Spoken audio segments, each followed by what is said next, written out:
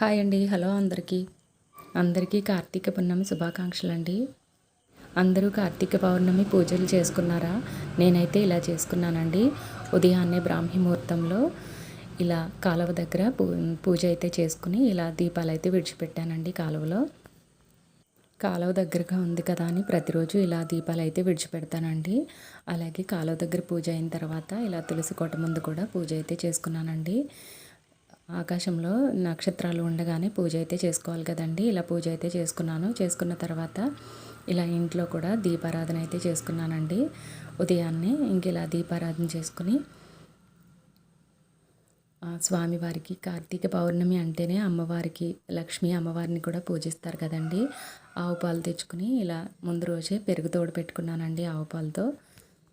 బుధవారం కదండి, గణపతిని కూడా పూజించుకున్నానండి. లక్ష్మీ అమ్మవారిని, గణపతిని, అలాగే అన్నపూర్ణ అమ్మవారిని, శివలింగానికి, సుబ్రహ్మణ్యేశ్వర స్వామికి ఇలా అభిషేకం చేసుకున్నానండి పంచామృతాలతో. ఆవు పాలు, ఆవు పెరుగు, ఆవు నెయ్యి, పంచదార, తేనెతో ఇలా 5 రకాలు కలిపి పంచామృతాలతో అభిషేకం అయితే చేసుకున్నానండి.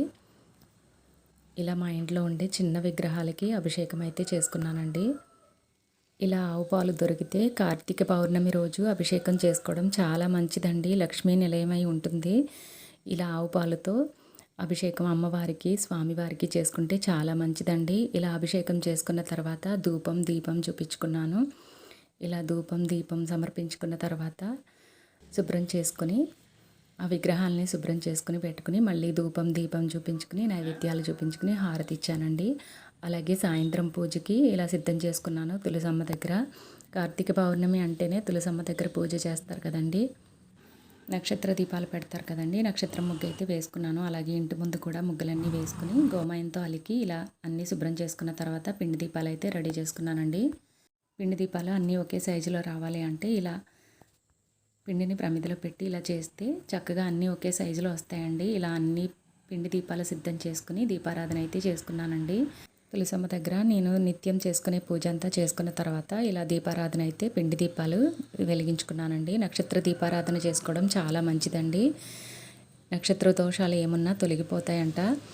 ఇలా పూజ అయితే చేసుకున్నానండి. లక్ష్మీనారాయణ ఫోటో పెట్టుకుని తులసమ్మ దగ్గర దీపం, ధూపం, నైవేద్యాలు సమర్పించుకుని చలిమిడి, వడపప్పు, అటుకుల ప్రసాదము, అలాగే పాలు, బెల్లం వేసి పరమాన్నం చేసి ఇలా దీపాలు అయితే వెలిగించుకుని సమర్పించుకున్నాను. ఇలా 365 ఒత్తులు కూడా తులసమ్మ దగ్గర ఇలా వెలిగించుకున్నానండి. తులసమ్మ దగ్గర ఇలా పూజ అయిన తర్వాత ఇంట్లో కూడా పూజ చేసుకుని పూజ అంతా అయిన తర్వాత మా ఊరిలో ఉన్న శివాలయానికి కూడా వెళ్ళామండి.